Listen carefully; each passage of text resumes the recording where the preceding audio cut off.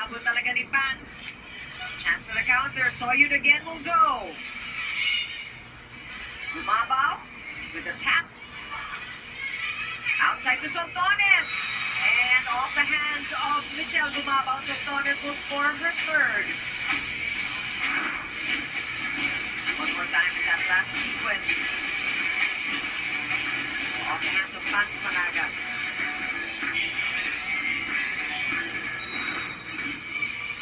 Macari working hard for their points, but that's 2 in a row. They just need to establish the rhythm and get a run. You're right.